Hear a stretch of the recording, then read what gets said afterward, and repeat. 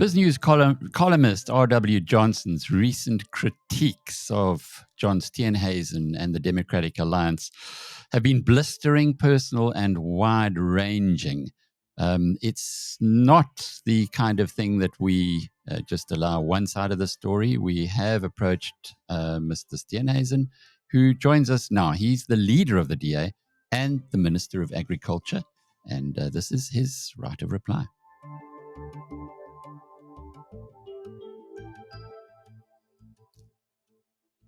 Well, maybe let's start at the beginning. You're from Durban. RW has spent a lot of time in Durban as well. In his column, he says they talk a lot about chances in Durban. He calls you a chancer. He says essentially you've got no academic qualifications beyond matric. You've talked your way into your positions, and the impression is created that you haven't really got to where you are by merit. And I'm sure that would rankle. Yeah, well, I would start off, first of all, saying that I found the ad hominem nature of the attack quite something. Obviously, R.W. Johnson's greatly inspired by Donald Trump, where you can't win the argument, you resort to personal denigration. But the reality is that the only chancer here is R.W. Johnson, because if one looks at the allegations that he's made, a number of them are blatantly false. A number of them are misrepresentations. And let me say this, Alec. I may not have a degree, but I've worked jolly hard my entire career. As a young councillor in Durban, I fought the corner for the residents of my ward. As a legislator in the KwaZulu-Natal legislature, I put KZN's interests first, and I worked hard. And in the National Assembly, I've worked very hard over the last decade and a half to be able to put the people of South Africa first, and I continue to do so every single day. And I think it's rather insulting of R.W. Johnson to assume because somebody doesn't have an academic qualification that they're somehow unworthy to serve in Parliament or to be a public representative. In doing so, he would essentially rule out around 80% of South Africans from ever serving in public office. Now, that's elitism of the worst order. And I think that the real chancer here is R.W. Johnson, who never misses a chance to have something negative to say about me. But it's been the same with every leader of the Democratic Alliance. He was unhappy when Helen Zille was elected. He was unhappy when Musi Maimane was elected. And he stayed true to form and been unhappy about my election. And that's all right. It's on him. And clearly I'm occupying a lot of space rent-free in that head of his.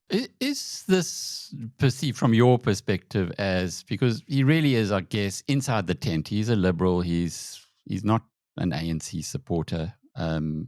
Is it perceived as maybe an elder statesman having a critique that you need to take seriously and look at, or do you just dismiss what he says? Yeah. He's not somebody I take seriously, and that's why his columns just wash over my back, just like the books that he's written predicting South Africa's demise that has never come. And so I think that these things are it's just the slings and arrows of politics. You get people who will never be unhappy. R.W. Johnson is clearly one of those people who's never happy unless he's unhappy. And that's fine. He's entitled to his view and he's entitled to his opinions. But what he's not entitled to do is to tell blatant lies about me.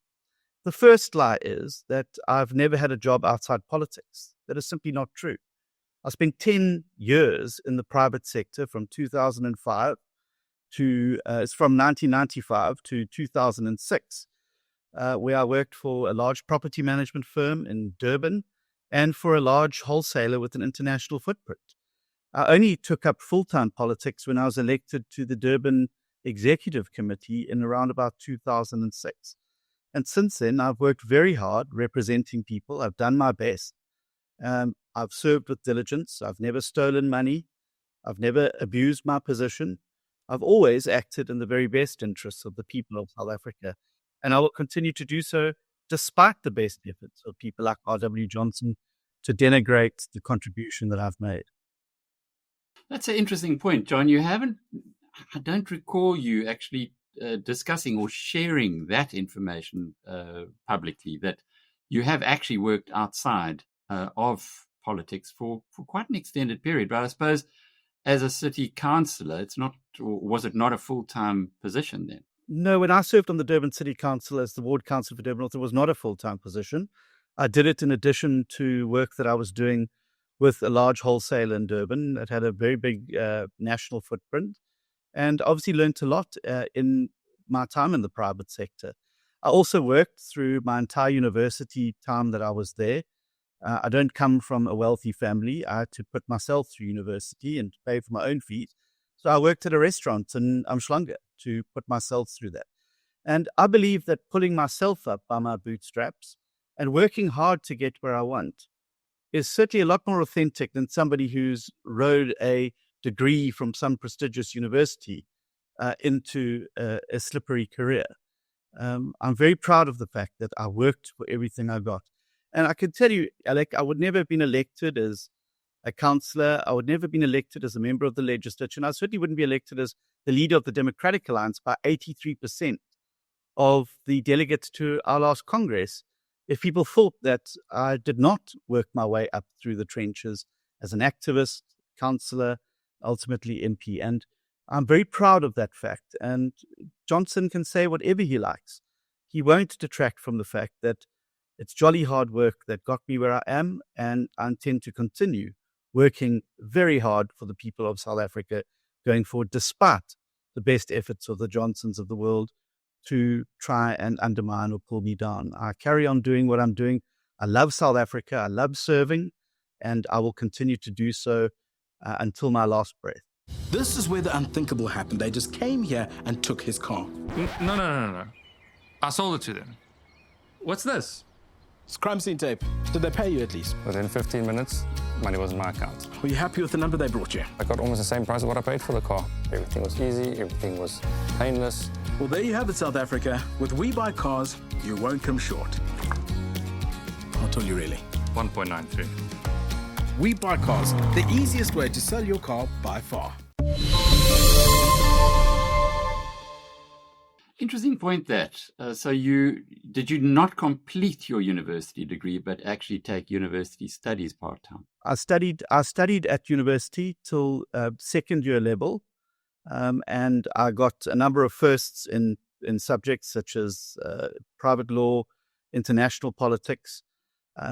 Obviously the work pressure and financial pressure got to me, and I wasn't able to continue that. But I am enrolled at UNISA currently and in the process of finishing that qualification.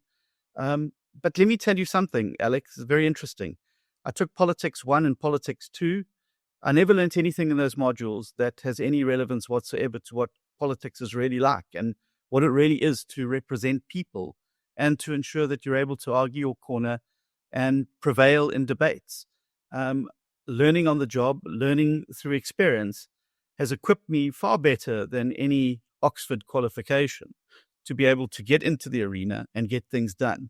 And I think throughout my time, and this is where people like Johnson never give credit, I inherited a party that was decimated. The leader had walked off the job. Many people had written the party off, saying it wouldn't survive. And look at us now. We're a party of national government. We've grown in the last two elections, and the polls have us pointed towards becoming the largest party in South Africa, certainly after the next local government elections, which means we're in with a shot in 2021. Now, I don't understand how nobody can even give, like Johnson, even give a modicum of credit for the leadership that it took to be able to step into the breach, pick up that dusty banner and hold it aloft again, and turn the DA back into an electoral force after it was written off in 2019. And I've also done that through sheer hard work, working with the leadership team, focusing on our values and principles. And the DA is a electoral force again, not by accident, but by sheer dint of leadership and turning the ship around. And that was no mean feat. And I'm very proud of that. And as I said, Johnson can say what he likes. He can't take away those facts. The narrative that he has forwarded, and he's not alone in this, is that you are a placeholder. Helen Zille is the real power. So I guess what you've just said now about the turnaround would be ascribed by your critics to, well, John was just there and Helen actually made it all happen. Well, that's not true. And you may recall Johnson was equally critical of Helen Zille's leadership. I think he said she couldn't be a submarine captain and an Oxford professor at the same time, and yet she proved him wrong. I'm the leader of the DA. I exercise the functions of the leadership of the party, and that is how it works. I'm not a placeholder. A placeholder doesn't win 83% of the vote at a Congress. A placeholder would win a much smaller majority. It's because the people of the Democratic Alliance, and through them the people of South Africa, have placed their trust and faith in me. And I think I've repaid that trust and faith with good, honest service and ensuring that we have a party in South Africa that is now able to challenge for national government. And again, this is not something that happened by accident or osmosis. It's by sheer force of leadership and transformation and turning things around and getting things right and appointing the right people into the right positions. I invested a lot to get Jordan Hill-Lewis, for instance, in as the mayor of Cape Town. These cabinet ministers that are performing excellent work now at a national level were there because I appointed them to be there. These things don't happen by accident, Alex. They are acts of leadership. And, whilst I certainly don't expect R.W. Johnson to ever be in my corner cheering me on, I think even a little bit of acknowledgement that I get it right sometimes would certainly be a very welcome change. Well, he's latched on to, as many others have, your personal financial issues. Do you want to unpack those for us? Well, let me just say this, Alex. I mean, this was a matter that was sorted out a long time ago. Like most South Africans with 3 children, 2 at school and 1 at university, and with the cost of living, I also feel the pressure. And I don't supplement my income with Woolworths bags full of cash from interested and corrupt individuals. I'm not out there using my position as the Minister of Agriculture to enrich myself. And so, yes, I did get into some personal financial difficulties, but these were resolved. And these are not unlike what happens to 80% of South Africans across the country on a daily basis. But I'm very proud of the fact that I sorted my own issues out. I didn't go to Kat Matlala and ask him for a bag full of cash.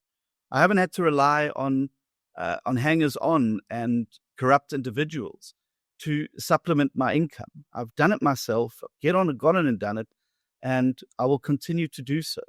And I think it's jolly unfair that a single person is singled out when many, many South Africans across the spectrum, many of your viewers, are facing similar financial pressures in an environment where the economy hasn't grown and where the cost of living has exceeded many people's expectations. And life is expensive. School fees are expensive. University fees are expensive. And we're all trying to give our families the very best that we can give them in our circumstances.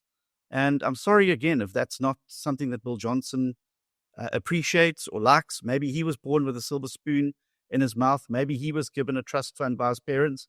I wasn't. I've had to do everything myself. I've inherited nothing. And I've gone on, and everything I've achieved, I've done myself through sheer hard work and dedication to what the causes that I've given my life. Just give us context on that. You say it happened a long time ago? It happened a long time ago. It was resolved earlier this year. And I don't understand why this is now suddenly a big issue. And also, furthermore, let me just say, I don't think that people's personal finances, unless there's issues of corruption, maladministration, illegal or illicit financial flows, are anybody else's business. I don't think that is fair or right. No one discusses your finances. No one discusses other people's finances. And I don't think it's right. And I think it's a bit of a low blow. But really, Alex, if this, after a career of almost 25 years in politics, is the best that the opponents can come up with, well, they're going to have to try a little bit harder going forward. I think the context here is to do with Deon George, who, RW writes, decides what's happening with the finances in the DA, and you were abusing your credit card, and he stopped you from that, and as a result, you then reacted vindictively towards him. That's completely untrue, Alex. Again. It's completely untrue. And again, another fabrication of Bill Johnson's imagination. He's got the sequencing completely wrong, first of all. And secondly, let me be very clear, and there's an investigation currently in the party and I have nothing to hide. I've provided all of the statements. I've never abused party money or a party credit card, ever. And I'm very confident that the FLC, when it delivers its report, will do that. And when they deliver that report, I noticed from Mr. Johnson's article that he didn't use the words alleged. He's said that I misused that credit card. And I will be taking decisive legal action once the facts are out there against all of those who have repeated this allegation, which is simply not true and without any facts behind it. The account was audited by the party's auditors.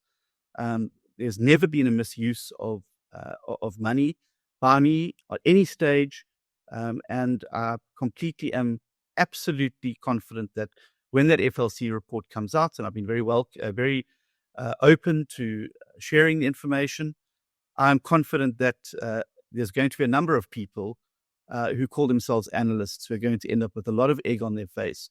And I'm looking forward to that day. You mentioned earlier your appointments, and Deon George presumably was one of those as well. What is the reason now for you feeling that he no longer should be holding that position? Because again, there's all kinds of discussions and rumours and assessments that are being made on that, including that you apparently offered him a deputy minister position in trade and industry. Again, this is another one of the Chancellor R.W. Johnson's lies. He said that I dismissed Deon George for underperformance. I would challenge him and you and any viewer to go back and find any comment from me or any commentary by me where I've used those words. That is another complete fabrication that R.W. Johnson has emerged. We have now done an assessment of a year in, and there were some areas where I think that we needed to work better. One of those was a big gap in DTRC. I thought that Deon George would be a good option to go into DTRC, given the fact that he is a US citizen, that he has a financial background, and that given the fractious relationship with the United States of America and the fact that there is a current problem there, and that problem is generally being located and dealt with by DTRC, that it would make sense. He chose not to go there. I then also made some other decisions around that. And, Alex, these things are not decisions that I take in isolation. And I think that's also what someone like RW conveniently or intentionally misses. I don't make these decisions. These are decisions of the federal executive of the Democratic Alliance. And there was long discussions around our executive team. The federal executive made a decision, and I executed that decision of the federal executive of the party. I can obviously make recommendations, but ultimately at the end of the day, it's the federal executive that appoints members of the executive. And this was subject to the full federal executive processes, and the federal executive reached a decision that was then action. So I don't understand why there's been this decision trying to personalize this. This was an issue between the federal executive and long discussions on the federal executive. Yes, I had a view where I wanted certain people to go, and there were a number of permutations that were discussed. Obviously, I can't go into those because they were closed FedEx meetings. But this was not a decision that was reached lightly or quickly. There was extensive discussions within the federal executive on it, and ultimately the decision was made, and that is the decision that was ultimately executed. Just so I could understand, and people who are watching this can understand, is the federal executive like a board of directors and the leader of the party like a CEO in a corporate sense? Well, because we're a party that doesn't believe in the concentration of power in certain locations, we practice a process of devolution of power and spreading power around. So I don't have the leader have the ability to hire and fire people at will. These generally have to be the subject of federal executive decisions. So I take suggestions or what I would like to see happening to the federal executive, and they can either choose to agree with them or to agree with them. And it's ultimately the federal executive's decision that we implement. We don't believe in having an all-powerful leader like you see in other parties where if the leader doesn't like your face one day, you're gone. Or where you don't have congresses or there's no accountability. I'm accountable to the federal executive and the federal leadership and ultimately the federal Congress of the party. And all of my actions will have to be tested and judged by these bodies. So I'm just still not completely clear. Deon George, then he did not underperform. You just felt that given the craziness that's going on between South Africa and the US and his financial background and his US citizenship, that he would be really a good asset for Department of Trade and Industry. Does that mean then, the fact that he turned it down, that he's going to stay in his current cabinet post? Well, we wanted to make some changes to the executive. The position was offered, it was declined, and it was indicated very clearly that he would prefer to go back to the legislature. And that was the decision that was ultimately executed. What does that mean in normal person's talk? Well, it's very clear. He was offered a position. We made some changes as the executive to our executive members. He chose not to take up the position that was offered to him and chose instead to go back to the legislature. And that's so going back to Parliament as an MP? Yes. Okay, but he's not a minister anymore? No, he's no longer a minister of state. We made two changes. Willie Oakham is the new Minister of Environmental Affairs, Forestry and Fishery, and Mrs. Alexander Abrams is the new Deputy Minister of Trade, Industry and Cooperation and Competition.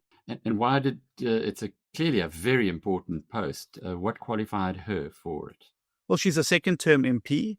She served very well, and we've been very impressed with her performance in Parliament. She is very forthright and very articulate and incredibly bright, and I think she's going to do great things in that portfolio. Mm-hmm. You did mention also about your appointments. There's still a lot of concerns about Roman Kabinak's appointment. What was your thinking just going into that and what's happened subsequent to it? Well, I've traversed this a number of times, including, I think, with your show previously, Alex. Getting into government was like trying to drink water out of a fire hydrant. There was a lot happening. It was a first time for everybody, and I'm happy to admit that I made a mistake. In the rush to try and get offices up and running, I made a mistake. And once I realized that mistake had been made, I set out to correct it. I didn't just keep pushing on or think. I indicated to Mr. Kabinak that he had to go. And that is a matter of the public record. I think, Alex, people must understand as well that in the fog of war and the fog of lots of things going on, people make mistakes. Business people make mistakes. Journalists make mistakes. Ordinary viewers make mistakes every day. I think that politicians are immune from making mistakes is simply unrealistic. And I'm happy to admit I got it wrong this time. I've said it clearly at the time. I got it wrong, but I set out to correct it. And Mr. Kabinak is no longer working in the department and hasn't for a number of months. I have a new chief of staff that's appointed. She's doing an excellent job. And as you've seen, agriculture has once again grown in this quarter. And agriculture, again, is one of the major contributions to the reason why our economy is growing, albeit slightly too slowly. And we need to be doing a lot better. But I'm very pleased with the contribution that agriculture is making to the national fiscus and to our GDP as a country. And long may that continue. And the big issue in agriculture at the moment with the foot and mouth disease, I see that you are you're taking a lot of action there. But what can you tell the farmers about the consequences of those actions? Well, obviously the first thing to say is that we hear you and see you, and we've listened to the pleas. I want to make it very clear that since I became minister, I've done a number of very key interventions that have never been done before in South Africa. The first of those was making it possible for industry bodies, like the Red Meat Industry Body, the Milk Producers Organization, to purchase vaccines through government, but directly with the Botswana Vaccine Institutes, that they can build up vaccine banks for their members. That was never allowed before. I've also announced in the last fortnight a policy change in that we're going to follow the same model that Brazil, Argentina, and some of our other contemporary countries have used to get on top of foot and mouth disease, and that is to set about a vaccination of the entire national herd. it's become very clear that the efforts that we've used to date are not working. People are not respecting the disease management areas. People are still moving animals, despite the fact that there are restrictions. People are still selling animals. People are still taking animals across borders. And obviously, it's impossible for us to block every road in the country to prevent this from taking place. So drawing lines on a map that are in an office in Pretoria isn't going to get the disease under control. So what we're about to embark upon now, and we've already started, is a mass vaccination campaign. We'll be procuring vaccines from Botswana at the rate of 1 million a month. We hope by February to have procured over 2 million vaccines by then. And let me be clear, these vaccines are continuing now, December and January. Just by February, we hope to reach the 2 million mark of imported vaccines. It takes around 8 weeks for 1 million vaccines to be used. So we're confident that by February, we'll have enough rolling stock to be able to vaccinate. What this will then allow us to do is to approach the World Organization of Animal Health, as Brazil did, for FMD-free status with vaccination. That will allow us to start opening up exports. Some of Brazil's best export years were when they had FMD-free with vaccination status. And once we've used national herd vaccination to get the disease under control, the idea is to then move it back into the endemic areas and stop the vaccinations, but obviously keep vaccinating in those endemic areas because there will always be foot and mouth present there. Once we are able to do that, we can then apply to the World Organization of Animal Health for FMD status without vaccination. And Brazil, after an 8-year journey, reached that milestone in May this year. So we hope to follow that path. We're on this new road. It's going to take a lot of collaboration between the private sector and government to be able to roll out this. But I believe, and I'm confident that it is the only way that we're going to continue. As it relates to vaccines, we're currently importing vaccines from Botswana. They are effective against FMD. The Agricultural Research Council has developed another vaccine, which will go into production. It's now finished its final stages of testing. It's going to be a 1-dose vaccine, not a 2-dose vaccine. And that will go into production in the first quarter of next year. So that will supplement the vaccines that we're bringing in from Botswana. There's some people who are going on about other vaccines that are available. We must understand that the SAT1, 2, and 3 strains that we have here are the strains that we have to deal with.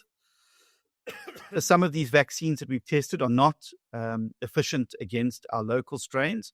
And more dangerously, the importation illegally of Kenyan vaccines, as we've seen, has a potential to really cause even greater drama because they introduce then a number of strains which we don't have here in South Africa, which could lead to mutations or for other strains breaking out, which would mean that the bulk of the vaccines we have then become unusable or ineffective. And therefore, people need to understand they have to stay within the law and that there will be strong consequences for those who import these biological products into the country illegally.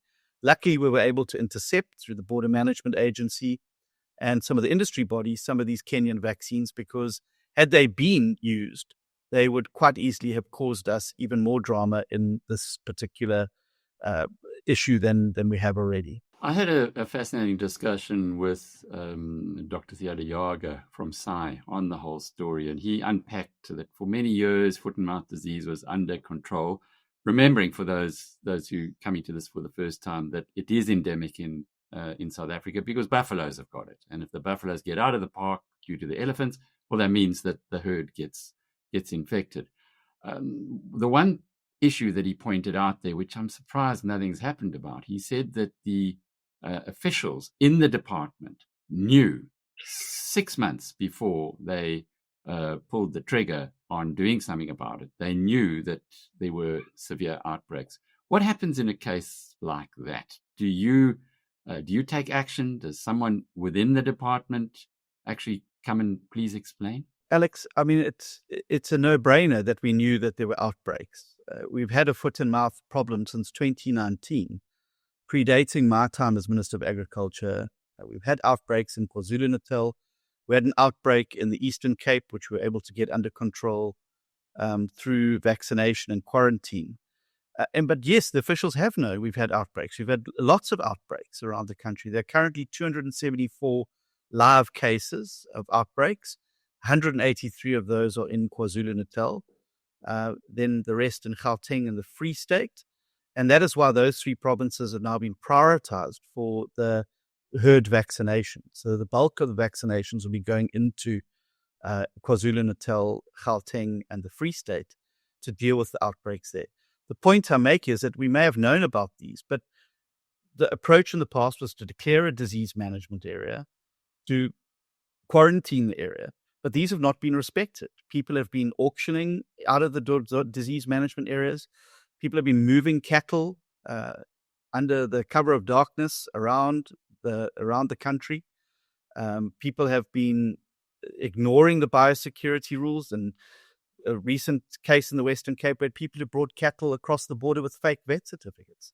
So I want to again reiterate, it's not government going around moving animals. It's not government that's conducting auctions without following the right biosecurity. It's not government going around spreading FMD. It's the players in the sector.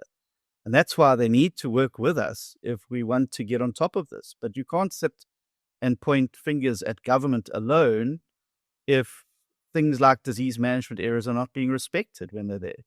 But given the fact that it's very clear that those strategies that were not working is precisely why we moved to the policy change that I announced a fortnight ago, that we will now move to a national vaccination, because then you don't really have to worry about disease management areas and those things, because you're vaccinating an entire province and in every animal in that province that's susceptible, to ensure that you are able to control and stop the spread of the disease. And we estimate there's around 13 to 14 million cattle in South Africa, and we will be procuring vaccines together with the private sector and the industry bodies to cover that entire national herd. And then obviously that frees us up to apply to WOHA for that FMD-free status with vaccination. It's the pathway that worked in Brazil and Argentina. It's worked in other parts of the world as well. And it really is the path that I believe makes the most sense for us to follow. And it's certainly been welcomed by all sectors, including the abattoirs, including farmers. And we will be doing proactive vaccination rather than reactive vaccination going forward. Yeah, learning from other countries with similar issues. But getting back to R.W. Johnson, essentially what he says, and it's in the headline, there's a leadership crisis for the DA. Your leadership is terminally damaged. How secure are you feeling about it going into the elective conference in April? Well, Alec, I think my leadership is going to last longer than R.W. Johnson. I'm proud to say that. And we have a Congress later this year, and the people of the DA will decide. That's who elects our leaders in the party. It's not analysts or media pundits or so-called academic writers. It is the delegates to the party. And I think any delegate looking at where we've got the DA, understanding where we came from in 2019, when I picked up that banner, to where we are today, is going to be feeling pretty confident that this is a leader that has worked very hard alongside all of them to get the party to where it is today. And that if we want to get leaders and more councillors elected, we need to have tried and tested leadership that's going to be able to, in a couple of months' time, get us over the line in those elections. And they're the people that will decide. If they decide they don't want me as the leader, well, that's the option that they have at Congress. But the important point is it will be decided by members of the DA's Congress. It won't be decided by Bill Johnson, Rebecca Davis, and other people. John Steenhuisen is the leader of the Democratic Alliance and the Minister of Agriculture in the Government of National Unity in South Africa. I'm Alec Hogg from biznews.com.